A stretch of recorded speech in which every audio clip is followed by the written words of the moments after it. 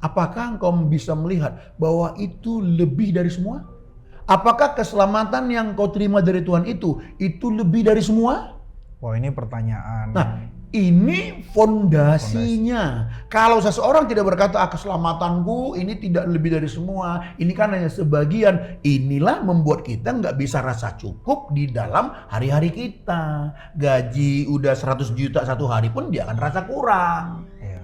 Nah, oleh karena itu kita harus paham gini, makanya dengan memahami bahwa keselamatan di atas semuanya, maka kita akan bisa menciptakan rasa cukup. Sebenarnya Allah kan menciptakan kelimpahan kepada kita, tapi kita suka menciptakan kekurangan. Nah, sekarang bagaimana kita sebagai anak Tuhan? Marilah kita menciptakan rasa cukup. Itu yang mendrive kita kan mengambil keputusan. Iya. Dan itu ada di hati toh. Iya. Nah, makanya POV kita, ayo kita dapatkan dari Alkitab.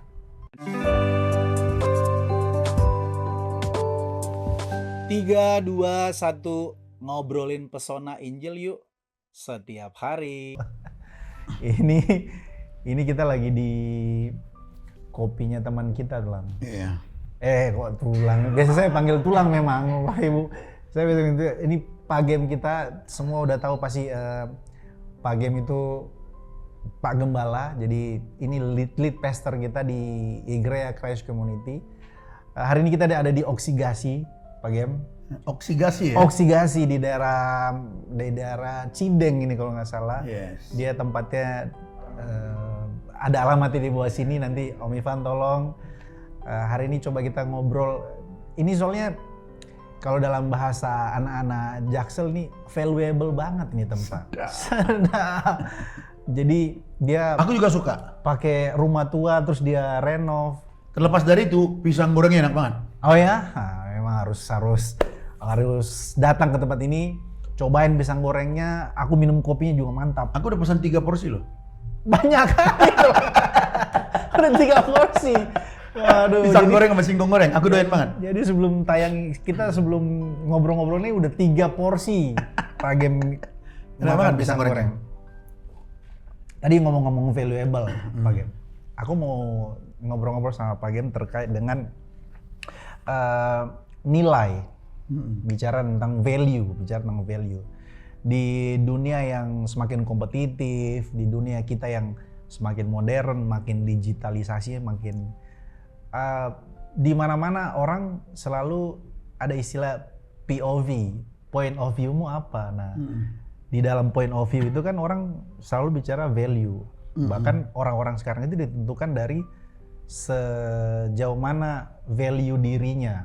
Melihat dirinya atau melihat apa yang dia kenakan. Ada banyak orang merasa, aku punya value kalau aku punya jabatan, aku punya kenalan koneksi A, B, aku punya, kalau istilah sekarang tuh business owner, aku punya coffee shop seperti ini misalnya, aku punya kenalan petinggi-petinggi, entah menteri, entah itu level-level pengusaha, atau misalnya aku punya value kalau aku punya rumah, bahkan tuh masuk ke gereja. Seseorang itu bisa dikatakan sukses sebagai hamba Tuhan kalau punya jemaat yang banyak. Maksudnya value-nya di situ gitu. Aku mau masuk pertanyaan aku ini sebagai introduce. Pertanyaan aku yang simple saja. Ini kan dunia memandang value seperti itu. Pak Gem secara pribadi, apa yang Pak Gem pelajari dari Alkitab? Atau secara pribadi dulu deh. Apa itu value menurut Pak Gem? Ya, value itu kan bicara soal sesuatu yang dianggap berharga.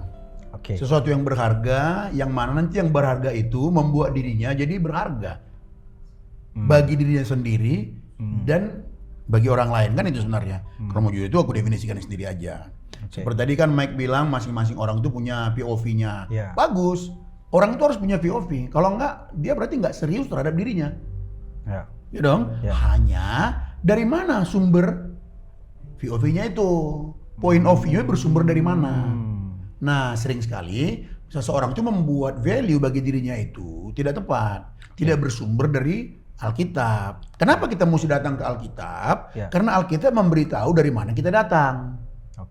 Kayak gitu. Alkitab menyatakan bahwa kita ini berasal dari Tuhan. Alkitab jelas berkata bahwa Tuhan yang menciptakan kita. Waktu Tuhan menciptakan kita, Tuhan tidak iseng-iseng menciptakan kita. Waktu Tuhan menciptakan kita, dia punya tujuan. Dia punya maksud di dalamnya kan? Ada harus toh? Ada harus. Kalau ada kata staff kita di sini, Om Iya. Joen, ada harus. Ada maksud Tuhan menciptakan kita. Tuhan tidak iseng menciptakan kita. Tuhan ciptakan kita untuk bersekutu dengan Dia. Kemudian kita diciptakan menurut gambar dan rupa Allah. Lalu Dia berikan kita tugas beranak cucu. Penuhilah bumi. Kenapa? Karena Tuhan mau dunia ini diisi oleh keturunan-keturunan ilahi. Lalu diberi tanggung jawab untuk menguasai di sini, memperindah, menata ciptaan sehingga bumi ini, langit dan bumi, alam semesta ini menjadi indah. Sudah indah sih, tapi Tuhan kasih kita untuk memperindah semuanya. Nah, jadi inilah sebenarnya dasar membangun nilai itu. Oke. Jadi terlepas dari sini, maka itu bukanlah nilai kita yang sesungguhnya dikatakan oleh Alkitab. Itulah sebenarnya rancangan Tuhan. Nah, kemudian kejatuhan manusia dalam dosa lah yang merusak semuanya itu. Sehingga manusia gagal melihat bahwa dirinya adalah gambar dan rupa Allah yang diciptakan untuk mengasihi Tuhan. Yang tadi definisi dianggap Ya, dia bernilai nggak itu. bernilai, iya. Dia tidak melihat dirinya jadi bernilai. Iya. Jadi akhirnya kan manusia jadi ketika manusia jatuh dalam dosa itu, jadi dia mencari sumber nilai, mencari POV-nya itu dia beda. Dari dunia ini. Kalau dia menemukan POV-nya dari Tuhan, itulah nilai hidupnya yang sesungguhnya. Nah, karena kejatuhan manusia dalam dosa ini sehingga dia merasa dirinya tidak bernilai kalau belum punya rumah minimum 2 lantai. Ya kan? Kalau mobilnya belum seharga 1 M ke atas, dia lihat dirinya kayak belum bernilai. Iya. Ya, kalau dia lihat hidungnya agak miring ke sini sedikit, dia rasa dirinya nggak bernilai. Dia belum punya pekerjaan yang tinggi, menurut dia belum bernilai. Nah, ini kan sebuah kesalahan-kesalahan dalam membangun nilai karena apa? Fondasinya atau dasarnya itu dari dunia ini. Oke. Itu sebenarnya penyebabnya itu semua, dan itulah sebenarnya nilai yang dijadikan orang. Nah, kalau mau jujur, benarkah dia bernilai? Benar sih, tapi kata orang. Ketika dia memakai cincin yang mahal, ketika dia memakai mobil yang bagus, ketika dia memakai pakaian sekali jalan mungkin dia 100 juta. Iya, di badannya 100 Di badannya 100 juta. Dasinya Misalnya. Nah, 30. dia rasa dia bernilai. Oke. Ya, kalau dia rasa dia bernilai dengan itu, ya silakan saja. Tapi kita kan melihat dari pandangan Alkitab. Menurut Alkitab itu sama sekali nggak nilainya. Kenapa? Karena itu sementara. Dia makhluk kekal. Brother, kau tuh makhluk kekal, brother. Sebentar lagi mati kok. Kau tinggalkan semua itu lo. Lalu nilai apa yang mau dipegang? Kan begitu. Ini kita bukan iri sama orang yang punya semua. Enggak, punya banyak enggak iri. Ya jangan, ya kita nggak bohong lah. Saya juga mau kok punya itu semua. Jangan sampai orang berpikir, ini mah orang-orang Enggak, putus asa enggak. belum pernah pakai baju 100 juta sih ini. Iya, ya Makanya betul lah. ngomong Saya juga belum pernah pakai 100 juta sih. Tapi jujur, kalau dikasih mau nggak mau. Ya. Dikasih saya mobil harga 5 miliar, mau lah, masa nggak mau? Sombong amat saya nggak mau. Ya. Tetapi bukan itu sorry, dasar sorry. nilai. Jangan sampai dipotong nih. Ternyata gembala Igrea mau mobil 5 miliar. Bukan mau loh, kalau dia yang ngasih ambil. Setelah itu jual lagi. Tapi value kita nggak di situ ya Pak Kemen? Tapi value kita bukan di situ, bukan itu yang membuat diriku berharga. Bukan mobil yang mewah, uang yang banyak tadi membuat nilai kita berharga, bukan. Kalau mau jujur ya, orang yang semakin naik tinggi ke atas itu, semakin punya banyak dia. Ya. Kalau ia terlepas dari Kristus, dia sebenarnya kosong. Dia hanya berbohong. Kalau dia mengatakan dia itu bahagia, saya bukan kurang, saya nggak percaya. Dia itu berdusta. Nanti dulu. Aku mau aku jadi opposite ya Pak Gem. Ketika Pak Gem bilang orang yang semakin tinggi, semakin punya banyak, terus dia berkata bahwa dia punya value, punya nilai, hidupnya bermakna. Lalu Pak Gem ngasih hipotesis lah tadi kita katakan. Terlepas dari Tuhan, harus ada terlepas terlepas dari dari Tuhan. Tuhan. Oke. Iya, itu semua kehampaan. Aku mau masuk begini. Pak Gem ngomong begitu belum ngalamin. Oke, belum ngalamin, tapi ada contoh dalam Alkitab. Salomo. Emang siapa sih yang lebih kaya dari Salomo? Oke, mantap nih, aku suka. Cari bini, siapa sih yang bisa ngalahin bini Salomo? 1000 cuy. 700 plus gundi. 300 gundi. istri. Sorry. Terbalik ya. 700 istri, 300 gundi. Sorry. 1000 wanita. Kurang apa dia puasnya secara seksual? Secara seksual di dunia ini loh. Harta, takhta, wanita, semua dia punya. Pikiran kurang apa dia? Giliran kau nanti jadwalmu ya. Kau minggu depan ya. Dia nikmati semuanya. Harta, kurang apa dia? Dari sisi jabatan number one, nggak ada yang mengalahkan dia. Hmm.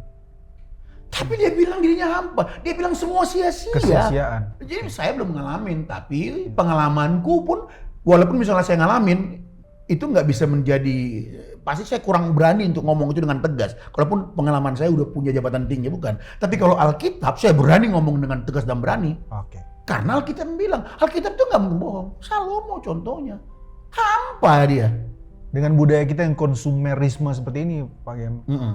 apa-apa semua itu tadi saya di awal bilang bahwa harus punya ini, punya itu, punya ini, baru kita dianggap bernilai. Bahkan kalau misalnya contoh nih di keluarga gitu, ada saudara 5 orang, empat-empatnya sukses, ada yang satu nggak sukses, ya uangnya sedikit lah.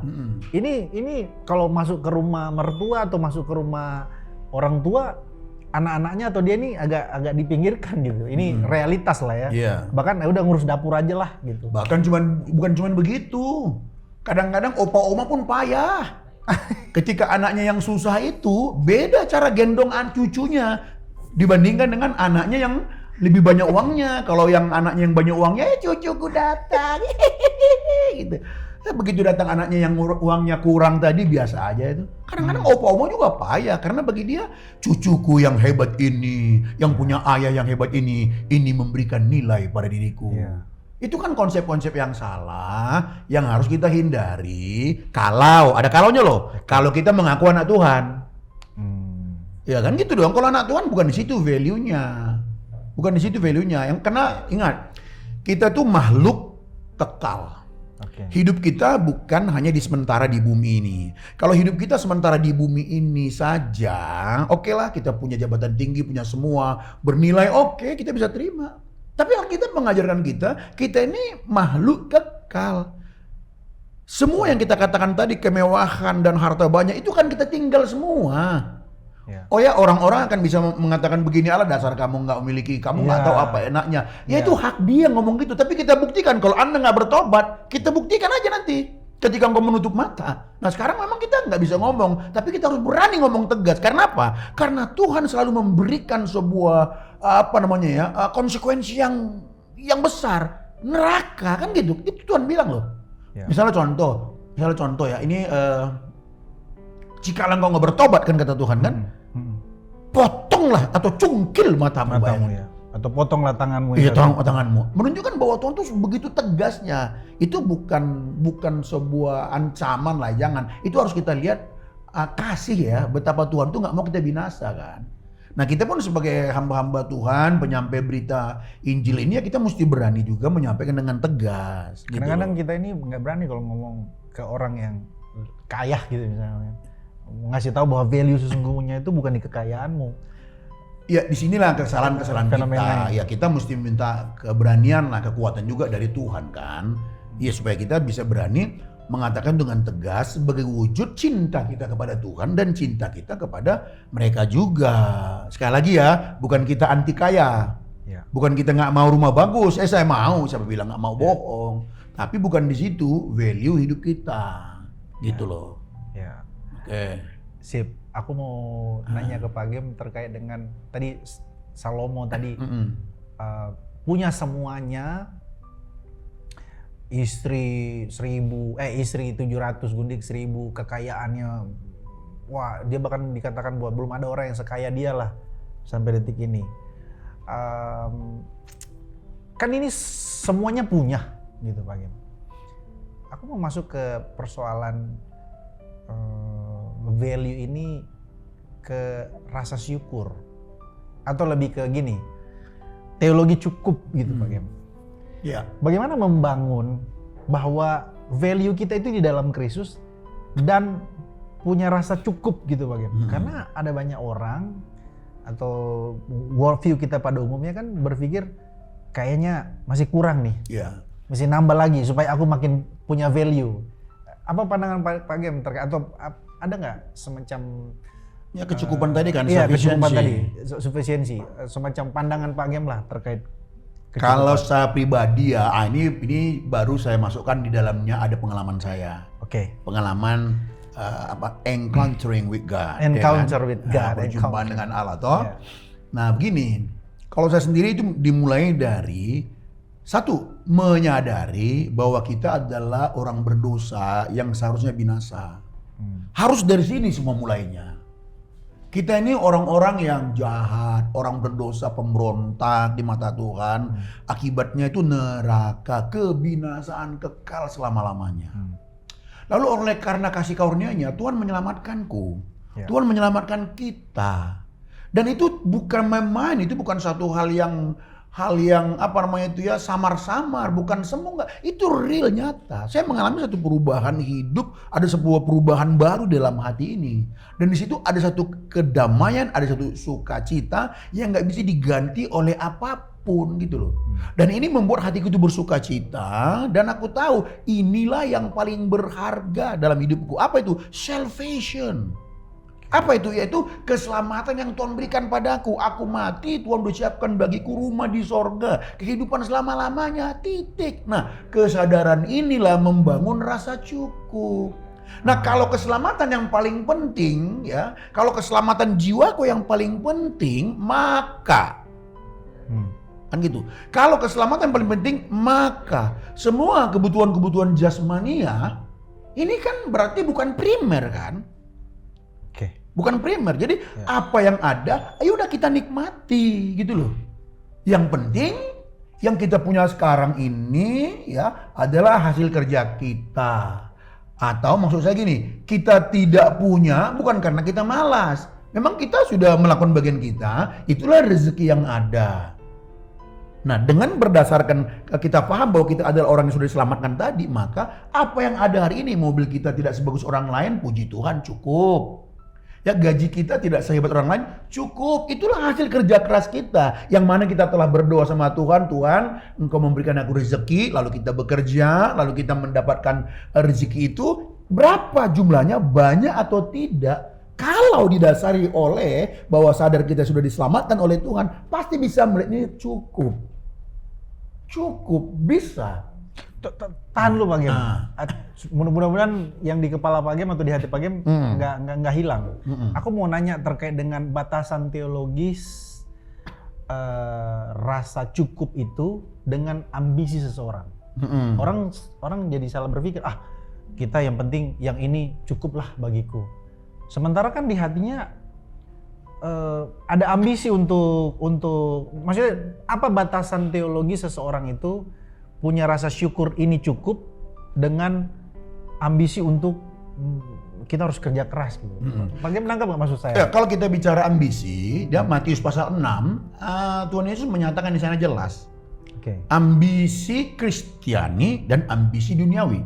Ada ya, mantap juga nih ya. Ambisi Kristiani dan ambisi duniawi. Iya, ambisi Kristiani adalah mencari kerajaan Allah kan. Jadi dia bekerja keras, dia banting tulang. Semuanya dilakukannya dalam kerangka kerajaan Allah. Bukan karena tidak bersyukur ya dengan rasa cukup tadi. Bukan. Dan dia di situ dia punya rasa cukup kan. Jadi dia dapat banyak pun 1 miliar satu hari bagi dia pun cukup, bukan lebih. Ini kan maksudnya seolah-olah dia tidak merasa cukup, makanya dia mesti harus nambah lagi. Ini, ingat nggak tadi di awal saya ngomongnya bahwa Kejadian 1:8 apa mengatakan Allah memberkati mereka. Ingat ya, Allah dulu memberkati loh. Baru ada mandat. Indikatif, imperatif. Ada mandat toh. Iya. Beranak cuculah. Lalu kuasailah bumi, taklukkanlah. Ini ambisi Kristiani. Dari sejak awal kita udah diperintahkan Tuhan loh untuk menguasai, menata dengan baik semua. Jadi yang membedakan ini, apakah kita sudah all out mengeluarkan semua potensi kita untuk memperindah dunia ini? Memperindah di mana kita berada. Kalau kita kerja di kantor, apakah udah all out itu? Ya all out lah. Di dalamnya nanti kita tahu kan kita bisa melihat ya, kita ini ambisi untuk memperkaya diri atau memang kita mau melayani Tuhan, mengabdi sama Tuhan untuk all out. Orang bisa salah nangkap juga bisa. Tapi kan kita yang tahu bahwa kita lakukan ini semua kan memang ini perintah Tuhan loh. Aku harus all out. Ketika orang all out itu ya kan, ya pasti ada hasil banyak lah. Orang yang all out pasti beda hasilnya orang yang all out sama setengah-setengah hati. Nah, semua ini kan dalam rangka mencari kerajaan Allah. Semua ini kan dalam rangka apa tadi? Menguasai atau menaklukkan bumi atau menata atau memperindah. Ini ambisi kita. Jadi jangan heran orang Kristen banyak yang kaya raya juga, jangan heran. Iya. Jadi jangan berpikir kalau Kristen miskin, enggak lah. Nah, harusnya kita membuktikan sebagai anak Tuhan itu ya, kita diberkati dengan jalannya Tuhan. Harusnya berani membuktikan itu. Tapi mungkin orang berkata, mimpi kali dunia yang jahat ini. Iya. Nah, ini masalah etika yang nggak bisa kita diskusikan. Etika Kristen harus tampil menjawab itu. Kalau kita nggak nyogok-nyogok dikit ya. Nah, itu nanti jawaban sendiri lagi lah ya kan. Jawaban iya. sendiri lagi. Tapi poinnya adalah yang tadi itu loh, dimulai semua dari apa? Keselamatan yang dia terima. Apakah engkau bisa melihat bahwa itu lebih dari semua? Apakah keselamatan yang kau terima dari Tuhan itu lebih dari semua? Wah, ini pertanyaan. Nah, ini fondasinya. Kalau seseorang tidak berkata, keselamatanku ini tidak lebih dari semua, ini kan hanya sebagian. Inilah membuat kita nggak bisa rasa cukup di dalam hari-hari kita. Gaji udah 100 juta satu hari pun dia akan rasa kurang. Iya. Nah, oleh karena itu kita harus paham gini. Makanya dengan memahami bahwa keselamatan di atas semuanya, maka kita akan bisa menciptakan rasa cukup. Menciptakan rasa cukup. Iya, tapi kita suka menciptakan kekurangan. Udah punya gaji 100 juta sehari kurang. Udah punya gaji 1 miliar mungkin kurang. Karena apa? Karena dia menciptakan kekurangan. Dia tidak menciptakan rasa cukup. Sebenarnya Allah kan menciptakan kelimpahan kepada kita. Iya. Tapi kita suka menciptakan kekurangan. Nah, sekarang bagaimana kita sebagai anak Tuhan? Marilah kita menciptakan rasa cukup. Lihatlah pasanganmu cukup. Kalau nanti seorang pria, seorang suami melihat pasangannya kurang, nanti dia berhasrat buka cabang. Karena kurang. Karena dilihat mungkin dia gemuk atau kurang cantik ya. Akhirnya kayaknya kurang nih istri gue nih. Iya. Kayaknya suamiku ini kurang nih. Iya. Nah, lihat Pak Gembala kayaknya kurang nih Pak Gembala. Ya kan? Kayaknya Lihat pegang kamera kayaknya kurang nih. Semua kurang. Kurang semua ya kan. Nah, sebagai orang percaya yang saya kembali lagi, yang telah melihat bahwa keselamatan yang dia terima dari Kristus Yesus itulah di atas segala-galanya, maka dia bisa melihat teman-temannya pun cukup. Dalam kekurangan teman-teman kita, dalam kekurangan pasangan hidup kita, dalam kekurangan atasan kita, kita bisa berkata cukup. Karena nggak ada yang sempurna di antara kita. Lihat gaji ya, mungkin di bawah UMR cukup. Ya. Kenapa? Ini bukan primer, ini bisa aku manage dengan baik. Ketika yang sedikit ini di-manage dengan baik, dengan rasa syukur. Aduh, ini sedikit, ini bahasa lebay aja ya. Boleh Bang. Tahu Boleh, tempe dengan rasa syukur berubah menjadi 4 sehat 5 sempurna. Wow, tahu tempe tidak berubah, tapi tetap jadi cukup. Singkong pun kita makan. Ya. Dengan rasa syukur di dalam Tuhan, itu rasanya 4 sehat 5 sempurna.